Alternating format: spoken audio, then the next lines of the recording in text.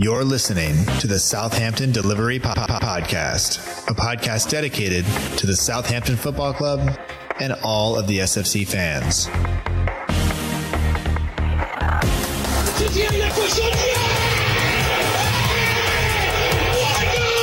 you want to have guarantees, you have to buy a wash machine. Monte with a scooping header. We don't lose a match, either we win or we learn. And today we learned.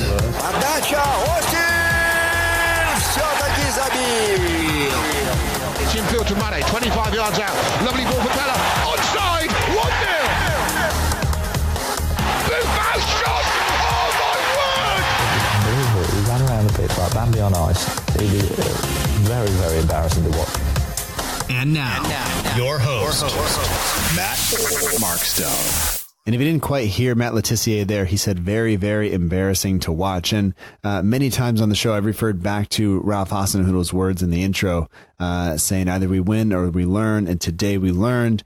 But I think Matt Letizier's words are slightly more prominent, slightly more prevalent, given Friday's performance. And I'm recording this on Monday. I've had a couple of days to think about it all, and I'm not sure it's made it any better. There's been a lot of fans have written a lot of things. There's been some argument on social media over, should fans have left? Should fans not have left? Should fans be refunded? Should people not be refunded? Was it right for the players to give up their salary for the day to the Saints Foundation? Should it have been more? Whatever. And the point is here that it's never going to be better.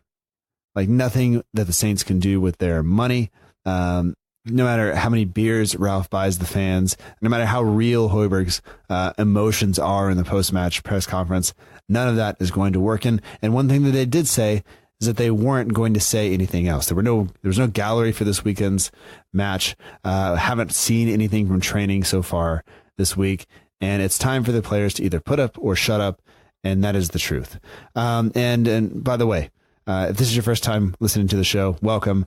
This is the Southampton Delivery Podcast, a podcast and newsletter dedicated to the Southampton Football Club and all of the SFC fans. It's available right here on southamptondelivery.com or wherever you are listening. Hopefully you didn't hear my phone that just went off in the background. But anyway, welcome to the show. My name is Matt Markstone. I am the host, and no matter where you are, no matter how you may be listening, whether this is your first time or you've been here before, thanks for making the show part of your day. I hope you enjoy it. And excuse the rant there at the beginning a little bit, but it is frustrating. This is a frustrating week, but I promise the show will not be as ranty. And somehow, after several attempts at recording where we couldn't quite get it done the first time, we had to regroup and come at it in a different manner on another day in the second half, if you want to say that. But Chris Rann and I got it done. And Chris, if you don't know him, he's on Twitter at CRStig. He used to run George Weah's Cousin, a great blog and website, all dedicated to Saints. But life has changed. He has changed. Well, life has changed. I wouldn't say he has changed. He's still the same great guy that I've been lucky enough to talk to several times on the show. But you can now find his writing at saintsworld.co.uk. There is a link, of course, in the show notes. But Chris was scheduled to come on this show for some time, and we were looking ahead at fixtures, and we kind of said, Leicester could be tough. But, he didn't want City. And so guess what? He got Leicester, and we got beat 9-0. So anyway, let's jump into the show. Thank you so much for listening. I hope that you're enjoying it. And, if you are, great. If you're not, hopefully it's better than the performance, and hopefully maybe it's somewhat therapeutic. We do get into the weeds a little bit, but I think you'll enjoy the show. And the time flew by for us while we were recording. Hopefully it flies by while you were listening. So thanks for listening. Have a great day. We'll talk to you at the end of the show.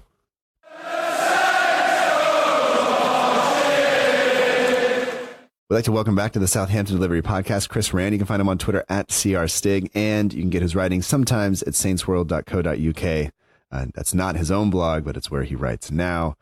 Chris, this is the second time we've attempted to do this. Hopefully it's better than the second half of Saints Leicester. We've had a team talk. We've come back. Hopefully we do a little bit better, but welcome back to the show, and thanks for doing this. No problem. We capitulated a little bit yesterday, but hopefully, unlike Saints, we won't get even worse.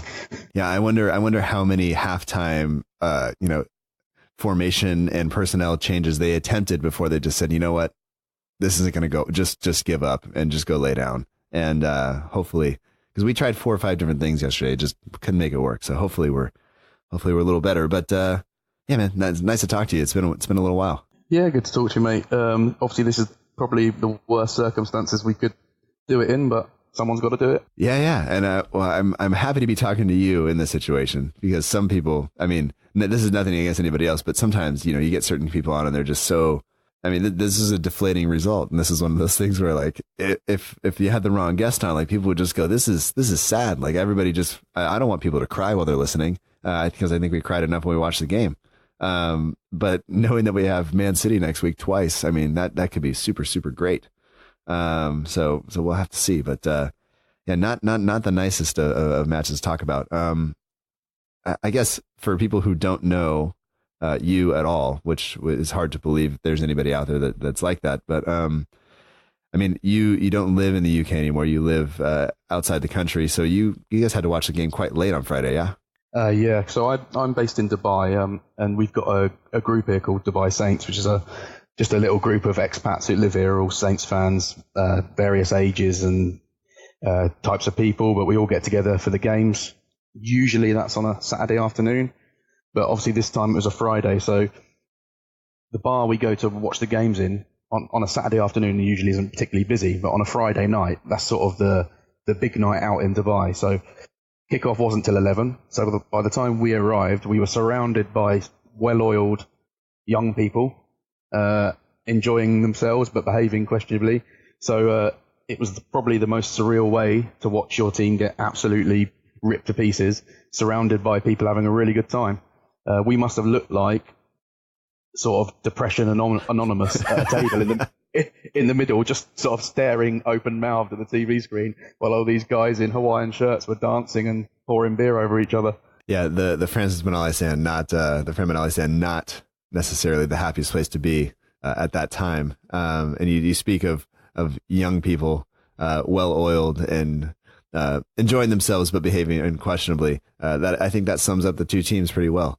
One side very well oiled, seems everything's working. One side behaving questionably. That would be us. And it just, I mean, I was watching the first half at school on my prep period. I had headphones on in the corner of the library, and the students. It was obvious that I was getting frustrated because I think the pen clicks were going quite frequently. I had students looking at me like, "Can you stop? Because you're obviously."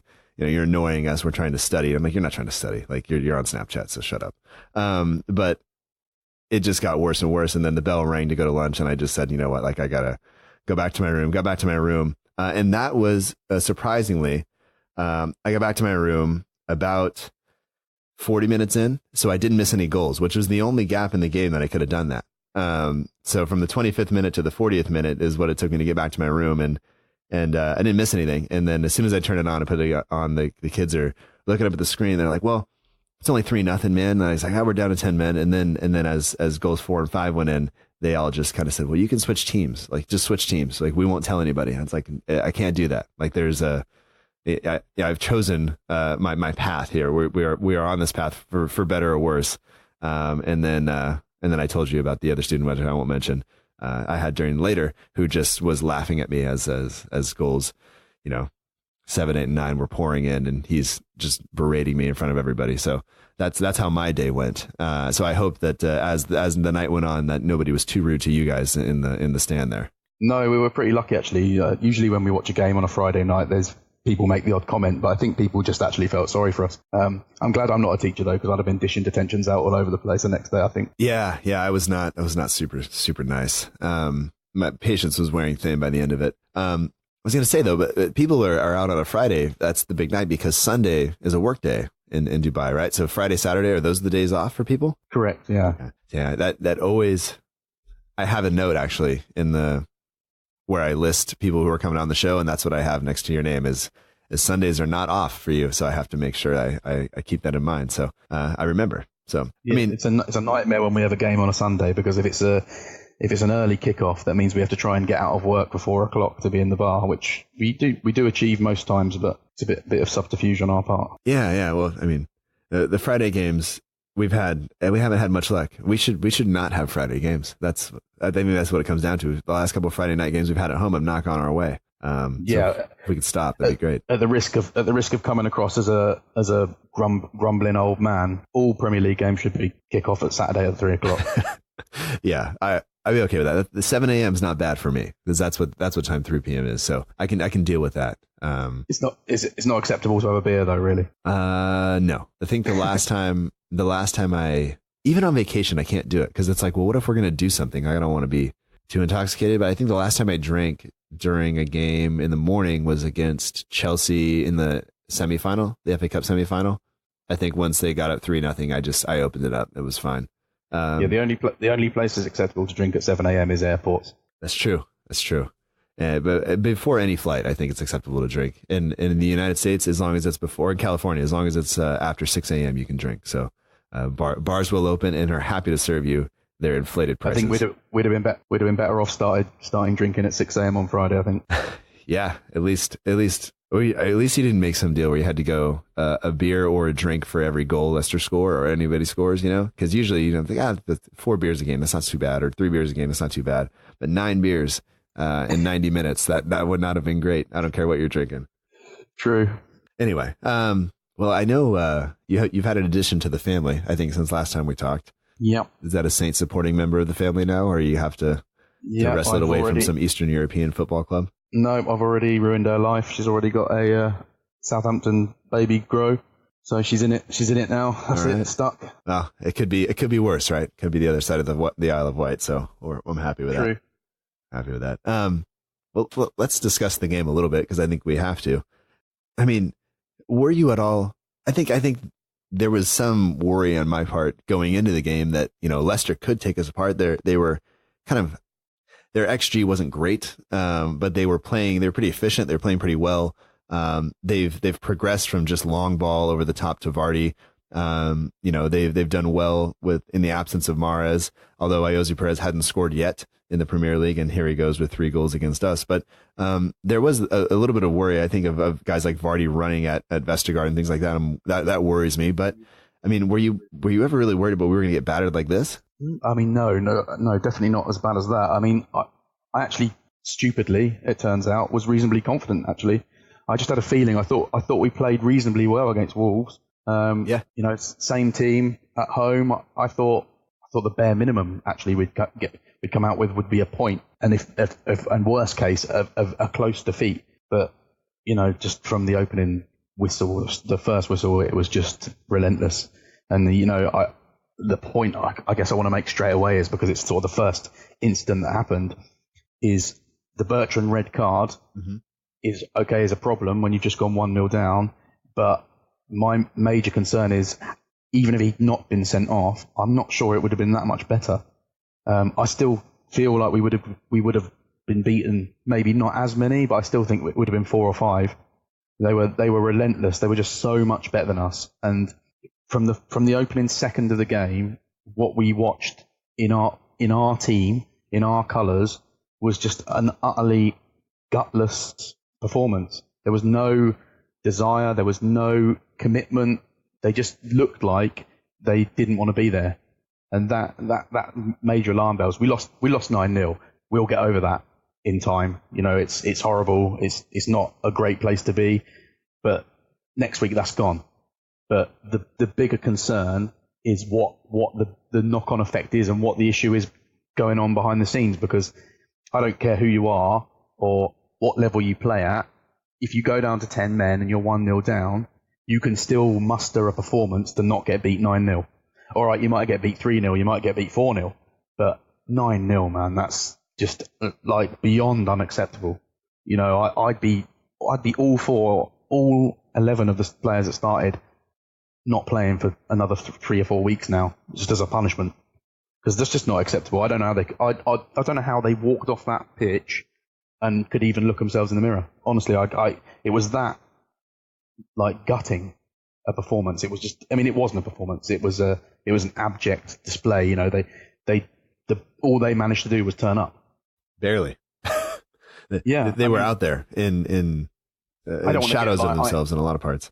I pride myself in not taking things too seriously, so I don't want to get too. That's my rant, I guess, out the way. Yeah. And now I'd like to get back to like laughing about it, I guess, because it's done now. There's nothing, we can't change it. It's done.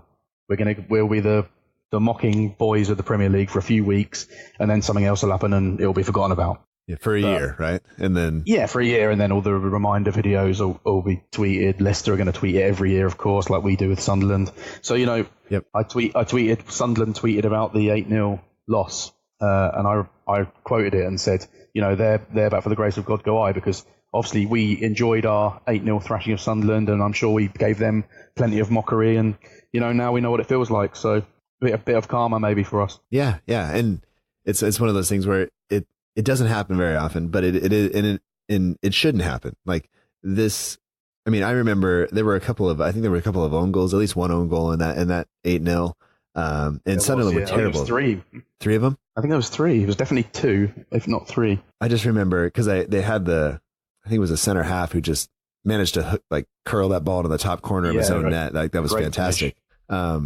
But what you said then, Matt, actually is spot on. It shouldn't happen, right? And that's what has to be focused on. It's done now. You can't go back. It's done and dusted. But that's the key point. It shouldn't happen. A Premier League team, no matter who they're playing, no matter what form either team's in, shouldn't be getting beaten by 9 goals. That is just ridiculous. And we can look at individual errors. We can analyse each goal. But the fact of the matter is, no one in a Saints shirt comes out of that looking anything but awful. Right. If we really wanted to be generous, you might say, okay, Ings and Redmond didn't do a lot wrong because they were just out of the game effectively. Right. But I mean, it's just such a failure of, I've seen a lot of people, obviously the fallout, you get a lot of people tweeting. Some people will tweet in criticism of the manager. Some people are criticising the players. To lose 9-0, that's a collective failure. That's not a failure you can pinpoint on one particular thing. That is a collective failure. That's a failure in man management. That's a failure in tactics. That's a failure in personnel. That's a failure in individuals' attitudes. It's like a coming together of many mistakes. Yeah, that creates that. You could go out there and have a bad day and get beat 3 or 4-0 and no one bats an eyelid. But 9 is just like beyond a joke, to be honest. Yeah. I don't know what Ralph Hasenhüttl does to turn that round. And like you pointed out earlier, 2 games with Man City, both away from home next, isn't the ideal starting place. No. But, maybe we're the fools. Maybe this is some genius plan by Ralph Hasenhüttl and his players to say, look, we've got to play Man City twice in a week away from home. Let's give them the ultimate psychological downer, and let's let Leicester run riot and beat us and write that game off. So we can go to Man City and they'll be full of confidence, thinking they're going to walk all over us. That's right. And then we'll hit them, bang. That's it. But that's obviously not the case. But that's the only thing I can think of. Was there some sort of intentional ploy? some sort of weirdly genius tactical move to write off the Leicester game. But I mean, what else can it be? I don't know where to start with the analysis. That's the problem. There's so many problems. Yeah, I don't know if we can. I mean, like you said, it's. Go ahead. I think one of the major issues is, and I think it's been on the cards for a while, is my personal feeling is, and I don't have any inside knowledge or anything. This is just an opinion. I don't think these players are playing for Hasenhüttl. That's my hunch. I think there's something's gone on behind the scenes. We know that there was issues with Austin before Austin left. We know he was upset about the way he was treated by Hasenhüttl. We know there's been issues with Bertrand, where Bertrand was frozen out for a little while. And I wonder if those 2 guys are senior pros at the club.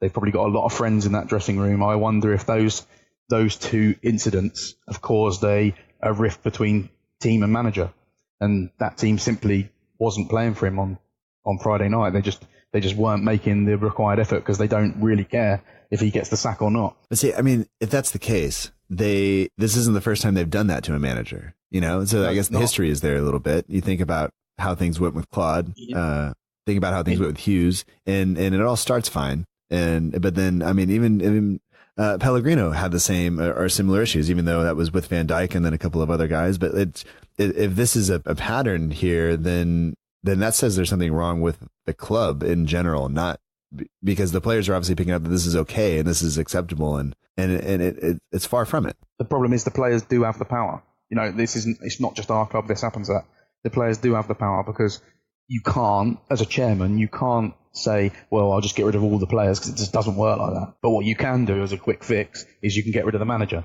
And that's what we've done for 4 years is a series of quick fixes. Yeah. And then eventually the players get fed up and say, okay, we don't like this guy either. So again, the performances drop off. We find ourselves in a relegation battle, and again, we look for a quick fix. Yeah. And, before long, we're going to run out of quick fixes, or worse, one of those quick fixes isn't going to work. Well, I mean, it's not going to fix it. We'll end up getting relegated. Yeah, you can't put Band-Aids over cancer. You can keep putting them on. This is not going to do any good. Exactly. And is this a cultural issue with the whole club? What is the remit of Southampton Football Club? What is the big plan? Because we hear a lot of noise. The club is very good at selling its sort of punchy, we march on nonsense. But what's the actual remit of the club? What is the ambition of the owners? Is there any ambition? Do they care at all about how the team performs on the pitch? My impression of that is the jury is very much still out. Yeah. And, football clubs are strange places. It only takes one small problem behind the scenes and the whole place comes down like house of cards. Yeah. Ralph's assistant left, which I know some people have maybe suggested the players were more familiar, more friendly with him than they were with Ralph, which could be an issue if they got on with him, but they didn't get on with Ralph, and now he's not there. Sort of the buffer between Ralph and players is gone. Yeah. So now you've got a situation where a guy who isn't really getting on with the players has to deal with them directly rather than through his right-hand man who they get on with. So you don't know. It's all speculation, but to lose 9-0 and to lose in the manner we did suggests something is seriously wrong. Yeah. That's not just a bad day at the office. That's a bad day at the, I don't know, can't even think of a good... No, I'm not sure there is comparison. One. No, just like, it's not a bad day at the office. That's going to the office and burning it down. Yeah. Like, what more is there to say? It's really difficult.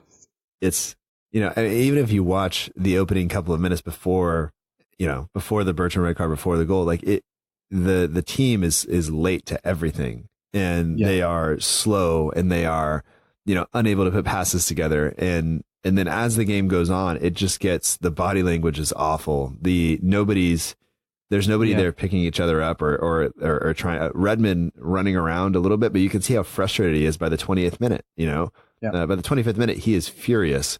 And then once you throw him up top by himself in the second half, he's beyond frustrated, and it's totally acceptable and on his part to be that way. But as a team, like I think this is the criticism that we had of the team for a long time, is there is no leadership. I mean, you can give Højbjerg the arm, man, and he's done a great job, but there is nobody in that team who is going to stand up and take responsibility for this. And like, I want to see, I don't want to see players fighting with each other, but I want to see somebody going up to somebody else after they don't follow a runner into the box, or after they don't track their man, or after they don't make a tackle or close somebody down, and just get in their face and say, like, this is not okay. And I think if the fans see that, then there is at least a little bit of like, that guy cares. But the fans, and especially the fans that are there on a horrible, horrible Friday night, that's, that game was put on TV, not for the fans in Southampton, but for fans everywhere else.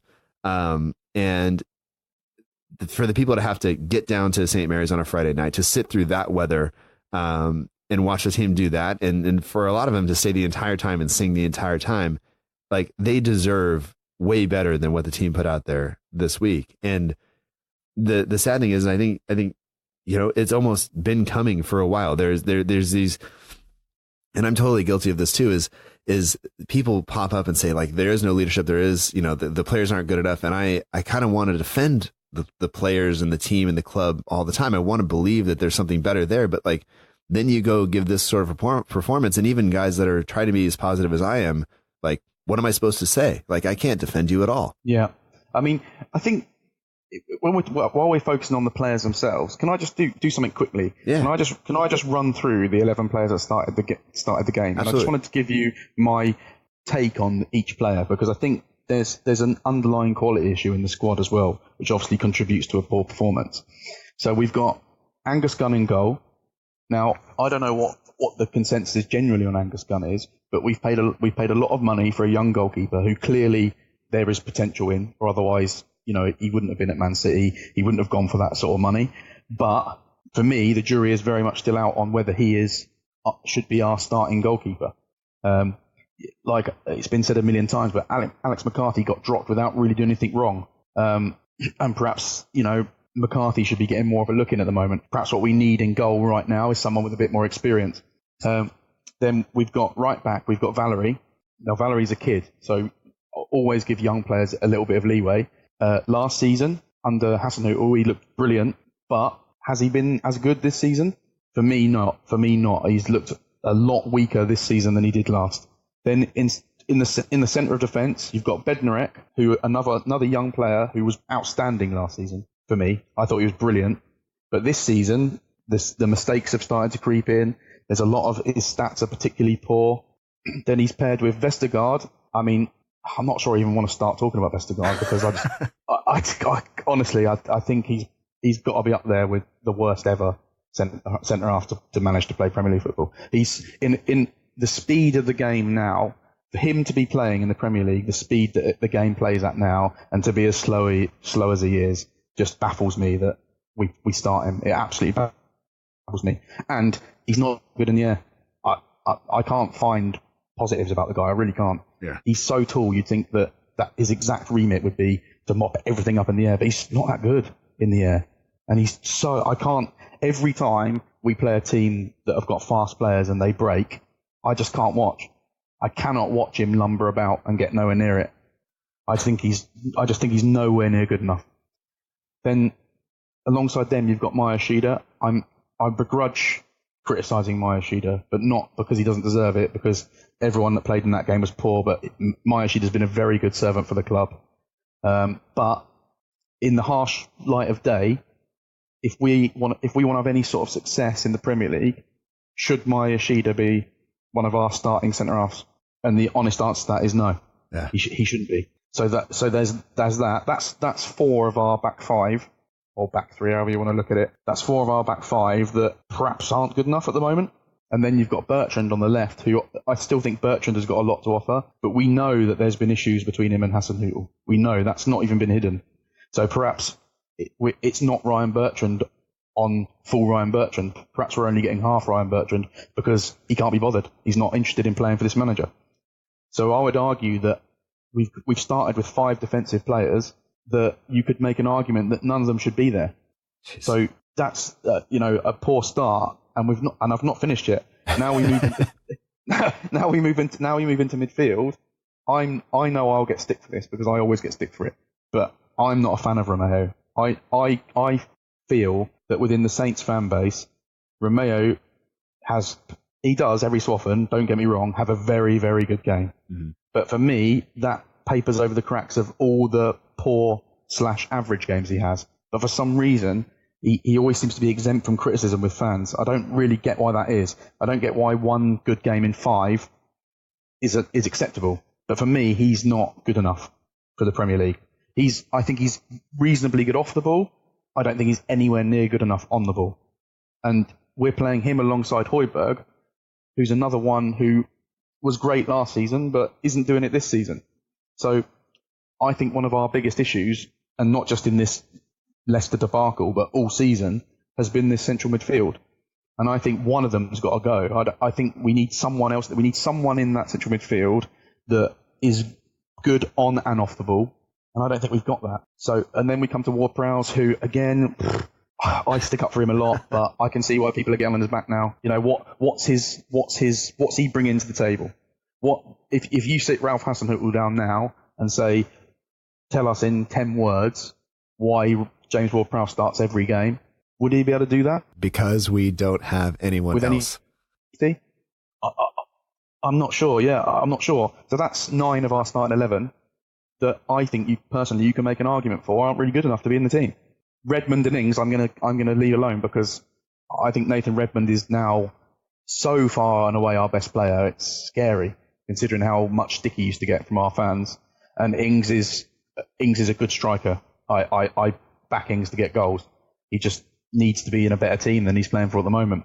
Yeah. So when you analyse it like that, I don't know if you agree with me or you don't agree with me on any of those points, but from my point of view, 9 out of 11 of the players are questionable whether they should be there. Yeah. So you're starting a game against an on-form Leicester team with, I mean, for want of a better word, a big pile of crap.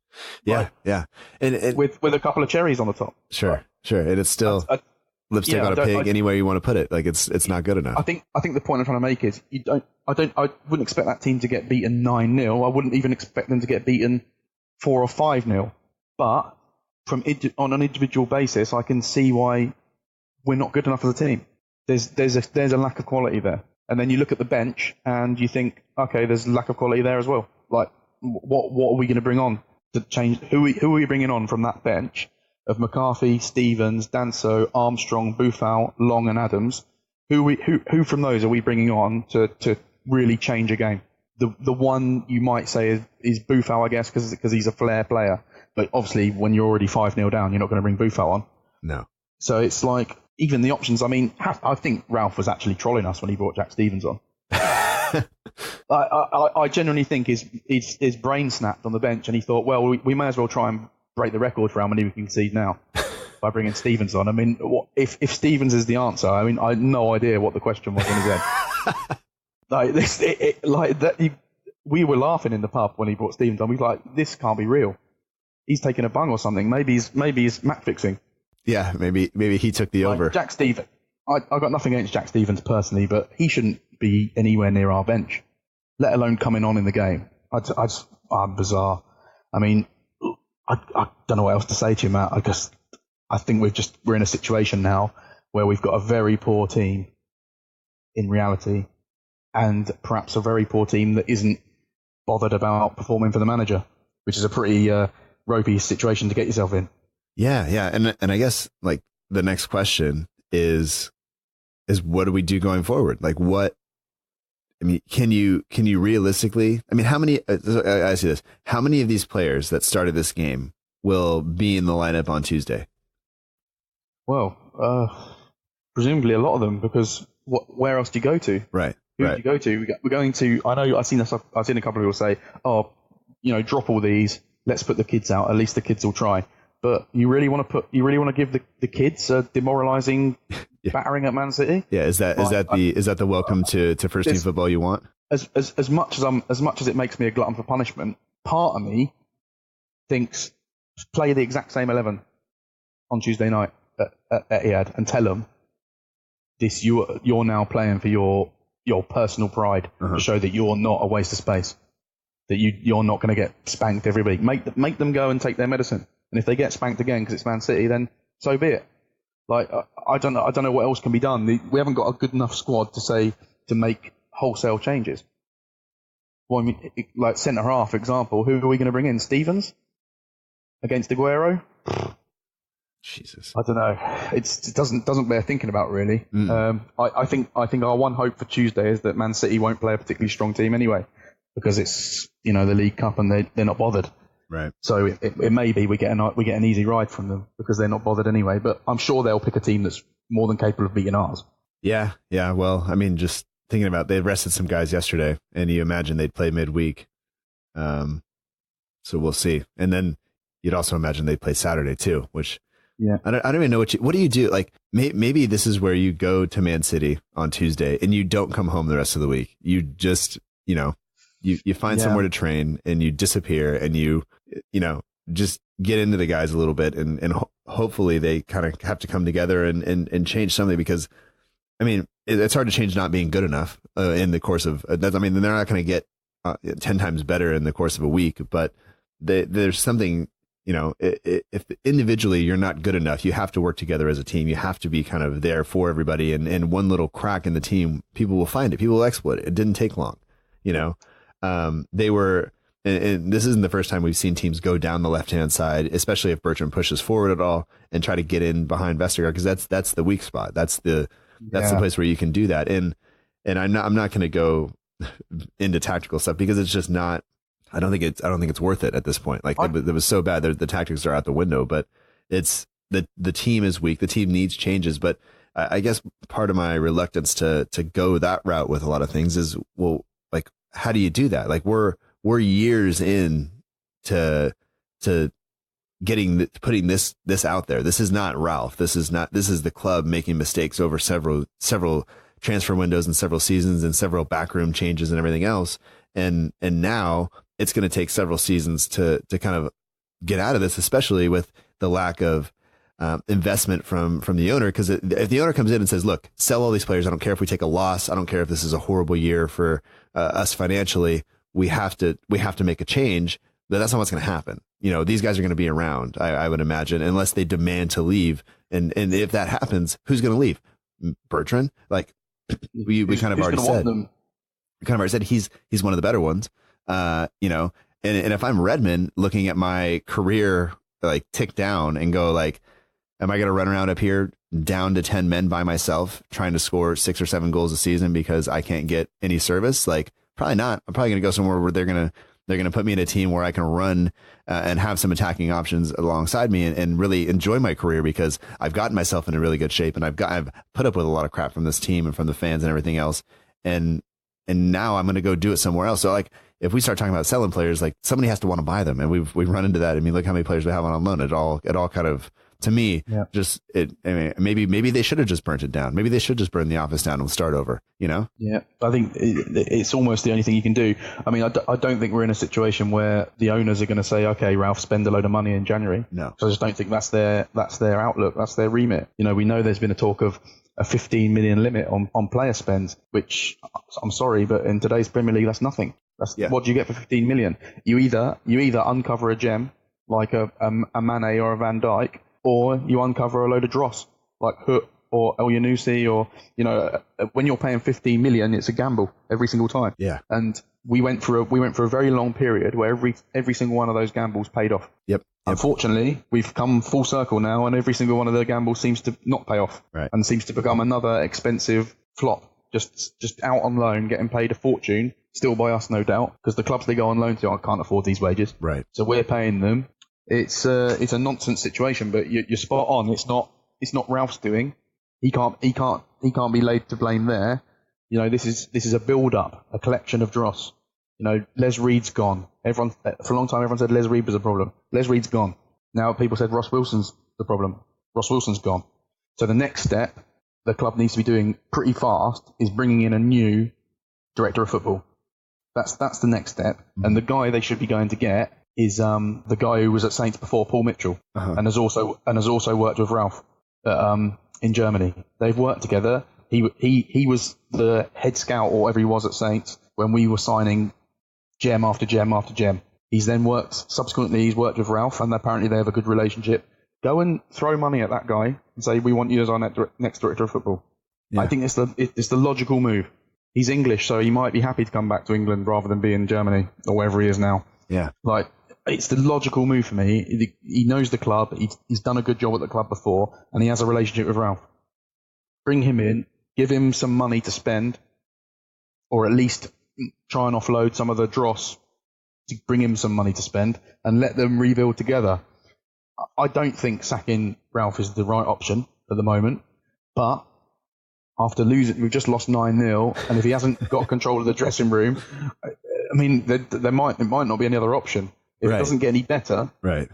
If it doesn't get any better between now and Christmas, they won't have any option but to sack him, because they'll get to that cut-off point. I'm sure every Premier League owner has got a threshold where if we hit that threshold, we're heading for relegation, and that hits my pocket. Yeah, absolutely. So I've got to move now. I've got to sack him now, whether it's the right move or not. And at the moment, you don't know how demoralised this team's going to be. Where's the next 3 points coming from? Oh, so, God. By Christmas, we could be dead and buried. Yeah. I mean, I don't want to be too down on it, because obviously we also might not. There is also the chance, I think it's slim, but there is a chance that this was just a freak, and we won't have a performance like that. But who knows? At the moment, it's not looking good, and it's a long-term change that needs to be made, not a short-term. Right. They need to either say, we back Ralph completely, so we're going to bring in a director of football that's going to work with him, and we're going to back him in January to bring in some more of his own players and get rid of who he wants, or they say, that's it, get rid of Ralph tomorrow and start again. But either way, the new guy's going to come in with the same squad. Right. So is any manager going to come in and get a tune out of this squad? Or is it always going to be a repeated cycle of they play well when you first come and keep us up, but then it's back to rubbish? Yeah. I don't know. And I think the dangerous part of this is people, I think most fans realize that Ralph is probably, I mean, I don't want to he's got to be the best manager we've had.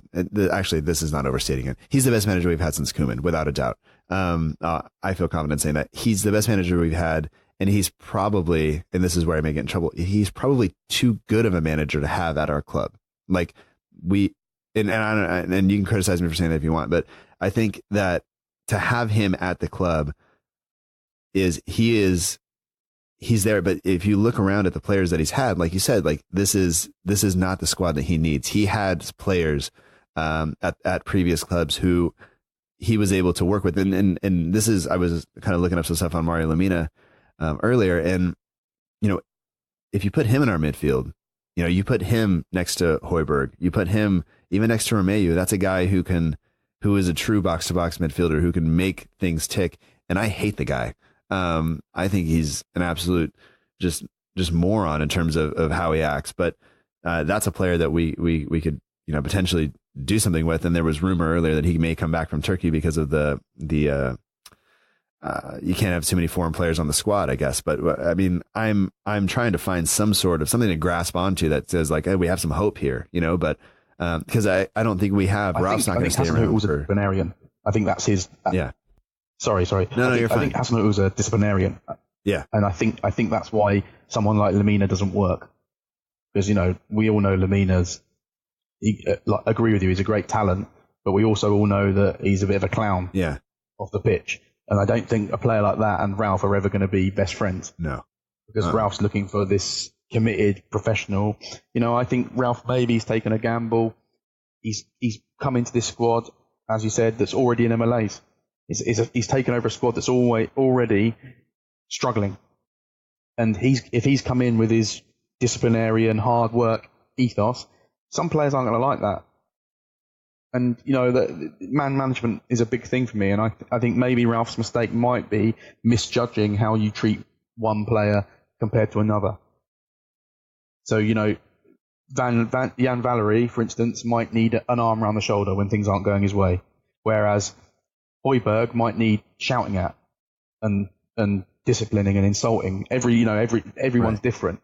And I wonder if he's taking a one-shot approach to this is my way, and some of the players just aren't reacting to that. Hence why he's had issues with Bertrand, Austin.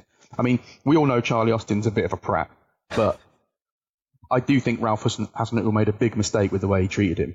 Because if you're a first team pro and you're a popular guy in the dressing room, which I'm sure Austin was, and you turn up for training and you get told, oh, you're not training with the first team anymore, you're training with the reserves. I think things like that have a knock-on effect. It's not necessarily the right way to deal with it. But if half our squad that played on Friday are best friends with Charlie Austin, maybe they hold a bit of a grudge against Ralph for treating him that way. We don't know the dynamics of players of the players themselves. Right. Do they feel put out by the way other players have been treated? I don't know. It's very odd. The whole Bertrand situation was odd. He was frozen out. We were playing centre halves at left back with Bertrand on the bench. Something's gone on there. There was talk of some sort of falling out with him and Hasenhüttl. You can't afford to upset too many senior pros. No. Because they'll just close ranks on you. That's not just football. That's anywhere. They'll just close ranks on you, and then before long, you're the one who's out the door because you can't sack a whole team. Although Saturday morning, if I was in charge of Southampton, I think I would have tried. Yeah, definitely. I don't know, man. Just looking at things on the on the game, just some of these things are comical. So Leicester managed 9 goals, right? Yeah. Do you think that's? Do you think they had more goals than we had shots? Absolutely. Yes, they did. How many shots did we have? 2? We had 6 total, according to who scored. I don't know where they came from. I think actually I can find out because give me a second. But yeah, so I was interested to see that because I think my favourite 2 goals, and I know that's an odd thing to have, but my favourite 2, we absolutely gifted them. There was one that Valerie just passed it to the guy in the box. And then there was another one, I think it was Ward Prowse, just gave it to the guy in the area. Uh-huh. So if I had to pick favourite goals from the 9, those 2 would be it, because they were the most inept. There was, and something I have to bring up now that I keep forgetting as well is just to add salt in the wound. I had Iosi Perez on my bench on my fantasy football team. I couldn't even get some sort of grace from the situation. I had to watch this guy rip us apart, and I could have been benefiting from it in some way, but I wasn't. So it's just a horrible weekend of football. Well, I can only hope that somebody in your team didn't play, and so he'll get cycled in. But no, it's not that fancy football. It's a different one where the subs don't get used no matter what. Oh, well, so he definitely won't play. That's awful. Yeah. Yeah, so 3 of our shots came from about, 30 yards. One of them didn't even make it into the box because it was blocked, which is my favorite. The other ones nothing came from closer than the penalty spot. Leicester City, on the other hand, has shots. It looks like a target range. Like there's so many shots that are happening, and they scored in every, who scored divides the goal into 6 places, high and low, and then, right, left, middle. They scored in all of them except for straight down the middle, low, which seems to be where you would think people would score going through Angus Gunn's legs, but it didn't happen. And I mean, just what a mess, man. What an absolute disaster of a performance. But yeah, 9 goals. We had 6 shots, 4 on target. 4 from open play. And then, 1 on set piece, 1 on counterattack. And we were terrible. When I actually played football in the Isle of Wight Sunday League many years ago, I played for a team at one point called Yarmouth and Calbourne, and we were one of the worst teams in the division we were in. And we had an away fixture against one of the best teams at the division we were in, and only 8 of our players turned up. And because the rule, I think, is 7, if you've got more than 7, you have to fulfil the fixture. Mm-hmm. So we played, but we lost 19-0.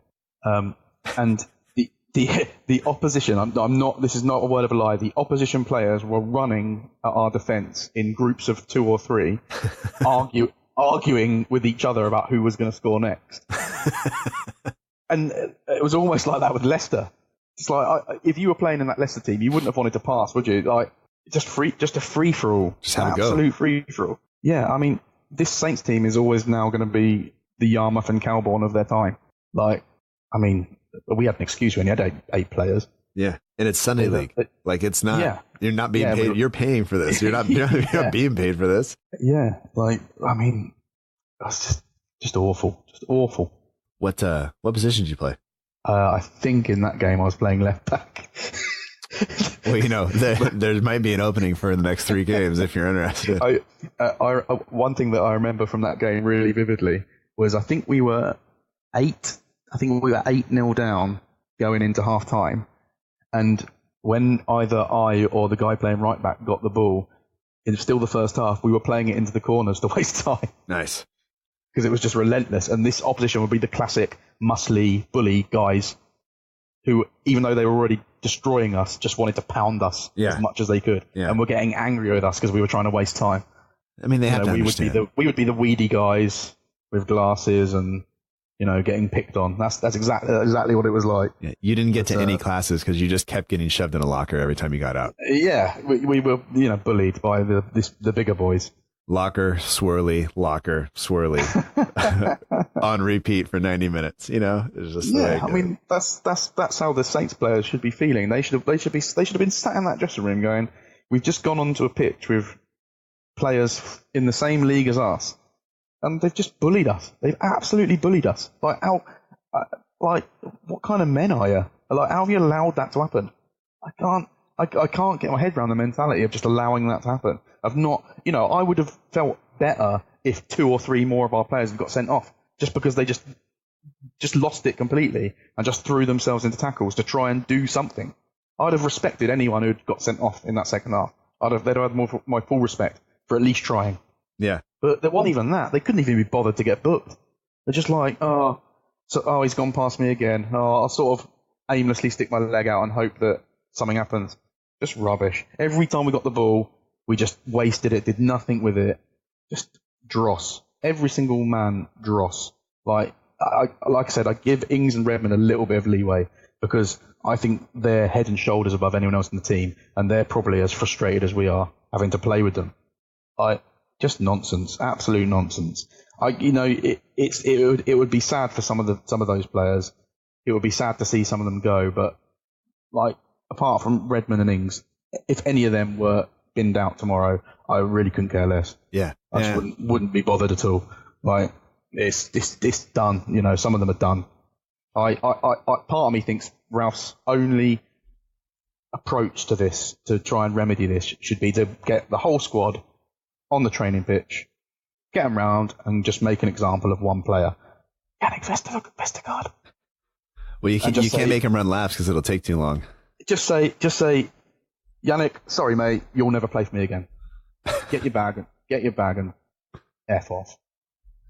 And just maybe give the other players a wake-up call that you can't. It's not acceptable. It's not. I'm a Southampton fan, and I have been for many years. I can handle losing. Trust me, I can handle losing. What I cannot handle is not trying. Yeah. You know, if they'd have gone out there and gone down to 10 men and thrown themselves into every tackle and busted a gut and lost 4-0, there would be no inquest. But they just didn't. They just capitulated like cowards, which is what they were. They just one by one just let their heads drop and just let themselves be bullied. And that's just not acceptable. No, not at all. Not at all.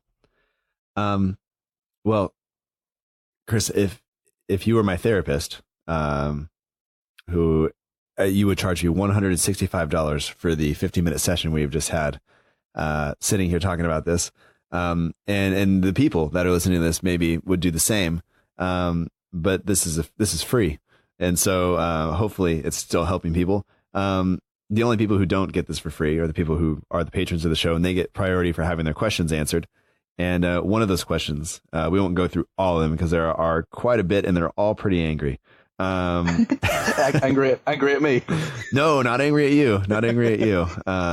No, they are just angry in general. So I think it would come as some surprise to my A-level psychology teacher if I was getting paid to be a therapist. Yeah, well, you know, hey man, 9-0 happened. I'm sure you two can get paid to be a therapist. But whatever. So Luke Millard, who's one of the patrons of the show, he's on Instagram at Millard505, says he asked how much Hassan Hoodle's to blame for the result against Leicester, and I think we kind of talked about it. I mean, how much of this is going to wind up being his fault, do you think? I think if you're the manager of the team, like if you're the manager of anything, ultimately it's your responsibility. If the players are demotivated, why are they demotivated? Is that down to you? It might be that he has just been lumbered with a bad squad, but it's still his responsibility to get something out of them. And sending them out there and seeing them lose 9-0 at home, remember this, I think he's got to take a fair chunk of the blame. I don't envy him having to work with that squad, to be honest. And I think he's probably lost control of a lot of them. But ultimately, he does have to take a lot of the responsibility, in my opinion. Yeah. Okay. I think that's fair. Because I mean, no matter what, it's going to come back to him, right? Like of course, ultimately, that's on his record now for the rest of his career. Another one from Instagram replied to the Instagram story. It says it's EJ_004_. It says, would you drop Gunn? And I assume McCarthy will come in for the Cup game no matter what, but do you think Gunn needs to be, I mean, Adams didn't score for a couple of games. He didn't, play any part in us conceding 9. And I'm not going to say all of them are Gunn's fault, but Gunn has struggled in recent weeks. And would you say this is time where he is dropped for a significant run of matches? I think it's 3 or 4 games too late. Yeah. Okay. The other ones I hear that are about Gunn are I can't read them without having to put a bunch of beeps in, and I don't want to do that. You see the stat today? Him and his father. Him and his dad. Him and his father. Yeah, him and his dad. First father and son to concede more than 7 in a Premier League game. Yeah, and then I think Kasper Schmeichel and his father were the only ones to be on the winning end of matches of that significance. Maybe goalkeeping isn't their thing. Yeah, no, maybe they should play forward for the other team. Have a chance. My God. One that I'm not sure we can answer here, but we can at least give it a go. Is why are Southampton so bad at home? This comes from Finley.Duke on Instagram. I mean, honestly, we'll be super, super transparent. We've mentioned it before. Like, I live in California, you live in Dubai. Yeah. We watch on TV, but like, Saints home form has been awful for several seasons under several managers. And what is it about playing at home that we just can't get it done?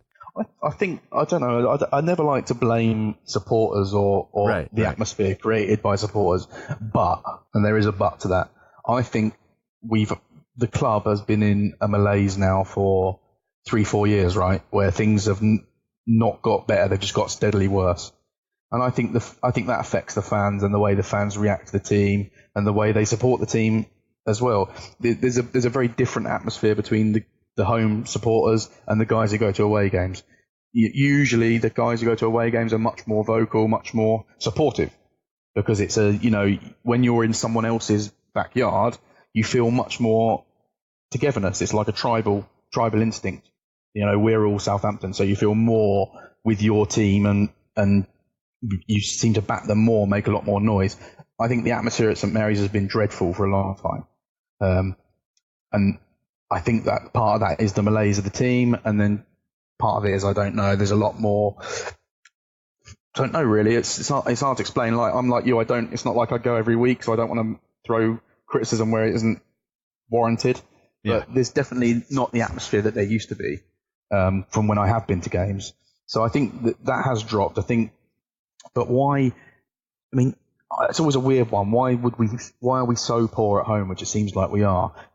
Perhaps the players and the manager just feel that bit much more pressure at home to perform and to give something. I don't know. It's a difficult one. Yeah. But I'm not sure either. And I know that there are divides in the fan base over whether the support is good enough or not.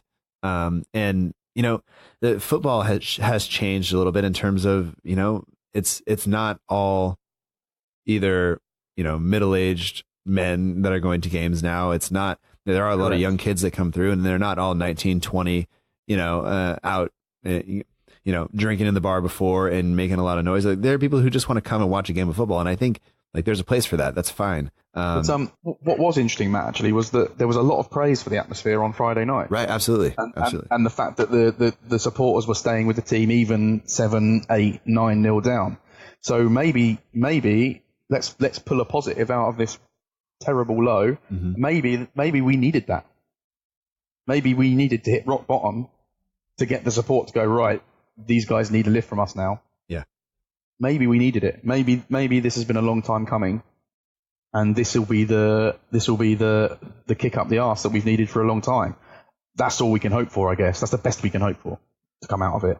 That this kickstarts some sort of change in attitude, change in atmosphere, change in management of the club.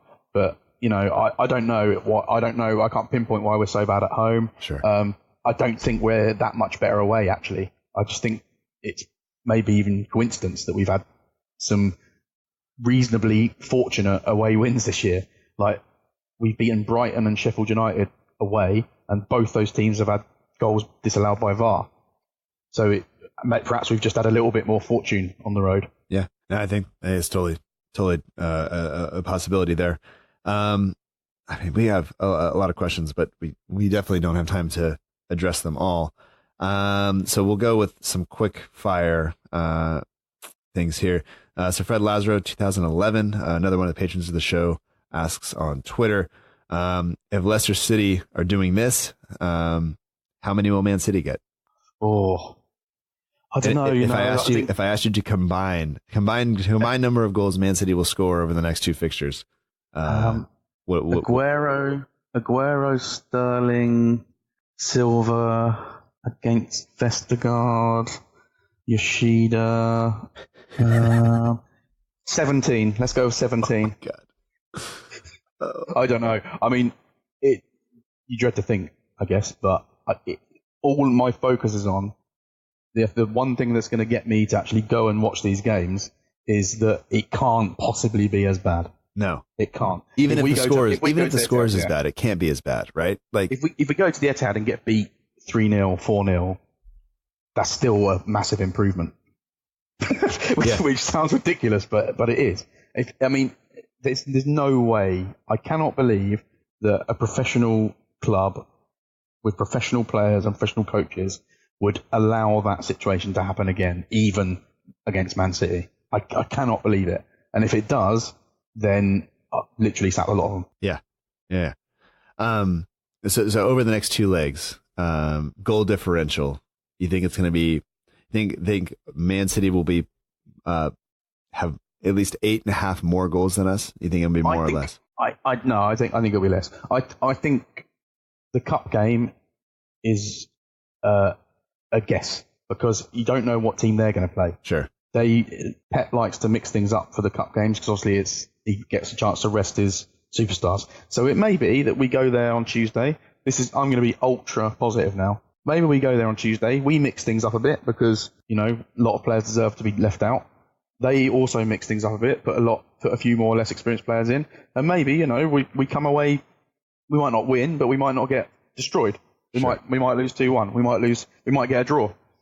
So that's the positive aspect of this. The negative is that then we'll without doubt get humped in the league game.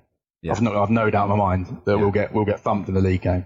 Maybe not 9, but probably 3 or 4, because our defence just is so bad that I don't see how they're going to cope with Man City in the Etihad. I just don't see how they're going to do it. Yeah. I think it was the Australian Saints supporters Facebook page. You see their heat map of the Leicester City match. Yeah. Yeah. Quite good. Not far off. Yep. Nope. This is exactly how it went, I think. Last question here from St. Andrew. St. Andrew 1976 on Twitter says, the obvious question with surely only one answer is, will we be relegated this season? We find ourselves in the relegation zone now with a tough run of fixtures going up through December. But what are your thoughts now? Is it too early to say that? Or, obviously we play like we did without the passion and without the kind of effort and things like that we played with on Friday, like surely it will happen. But do you think by the end of this that we will have done this? If we don't get relegated, it won't be for the want of trying. I think we've been reasonably lucky for 2 seasons in a row where there's been 3 teams worse than us. Is there 3 teams worse than us this season? Yes, there's still a chance there is. So we've got to see. I think it's a little bit early to make any sort of firm suggestion on that. At the start of the season, I was very much confident that Ralph would have a full season and we wouldn't be relegated. We wouldn't even be in the relegation battle. Right. Now I'm fully full circle on that. I think we very much will be in the relegation battle. It's just whether we're less crap than 3 other teams, like we've managed to be for the last 2 seasons. And who knows?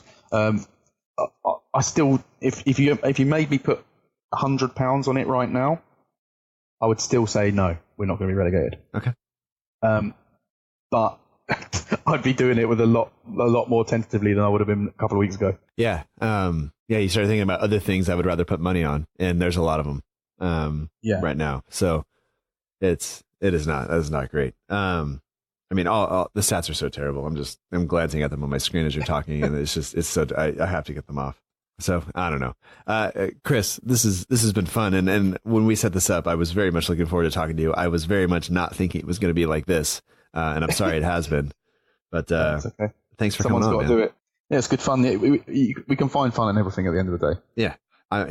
It's football, right? Like this is it. I'm sure you have experienced recently, with the changes in your life over the past couple of years, like there's a lot of other things that go on that you can find joy in. But when we go to football to hopefully, just enjoy ourselves and release a little bit, and then it comes back like this is not great. But at the end of the day, we can hopefully move on, and hopefully some of these players will move on. And by that, I mean leave. And then we'll be all right. Yannick Vestergaard. Oh man, I'm going to send these messages. I'm going to send these messages subliminally It's just going to be, it's going to be I'll just put it in a track underneath every single episode from here to the end of the season. Like, do it on the reverse of the vinyl. Yeah, seriously. Play it backwards.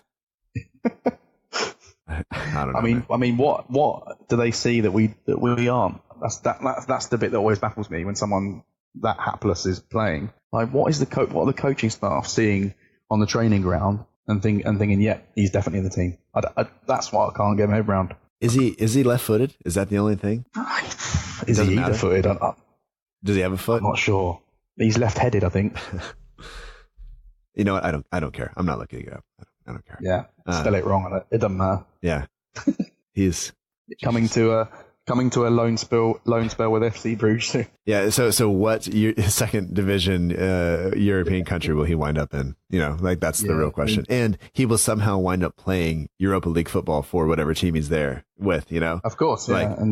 And winning every header that comes his way. Oh my God. Well, I hope the rest of your day goes well. It's, I think our second half performance much better than Saints' second half performance, and hopefully we continue on. Couldn't have been worse. It's true. But Chris, thank you so much. If people want to follow you on Twitter, and they should, it's at CRStig. They can find your writing at saintsworld.co.uk. Is your old website still up, or is it completely gone? No, it's gone. It's gone. The end of an era. Yeah. Had to stop. Yeah. Well, the hosting, even if you don't write, the hosting still costs money. That's how it goes. Yeah. I've kept the web address actually for now. Okay. You never know. Yeah. You never know what might happen. One of these days. I'll be honest. I searched for it the other day, and I went to it. It said sorry, and I was like, I wanted to cry, but it's all right. It's all right. I have good memories from that website. So thank you for all of the work you put in before writing about football on a blog was cool. No issue. All right, man. Thank you so much. Cheers, mate.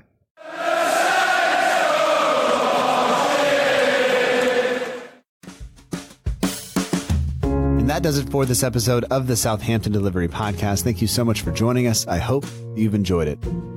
Special thanks this week goes out to Chris Rann. He was at CRStig on Twitter. He used to be at georgewhereiscousin.com, but now you can find his writing at saintsworld.co.uk.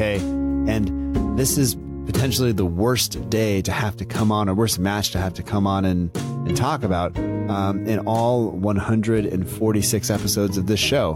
And special thanks to Chris for being willing to do it, especially given that the recording kind of failed the first time and he had to come back second half, change some things up, come after it again. So hopefully I got a little sniffles out of my part of it, because as you can tell, still a little bit under the weather. It's just hanging on, which is embarrassing.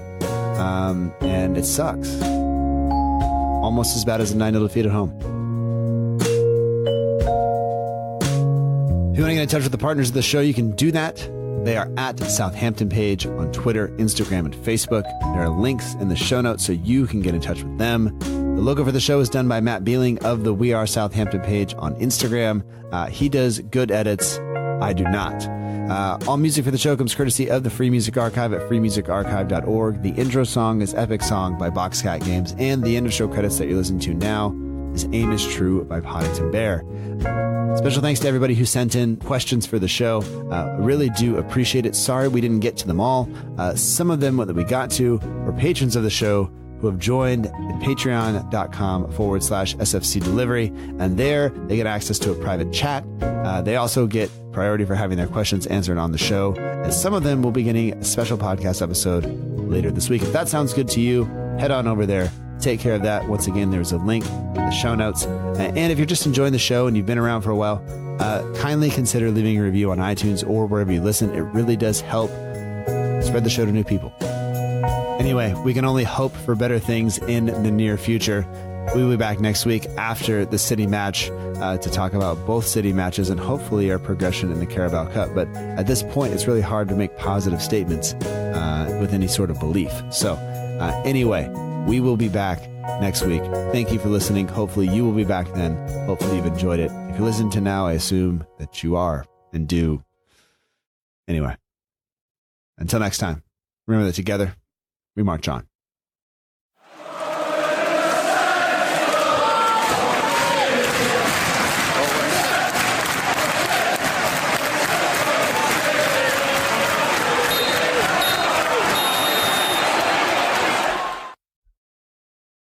leave. It didn't work. We are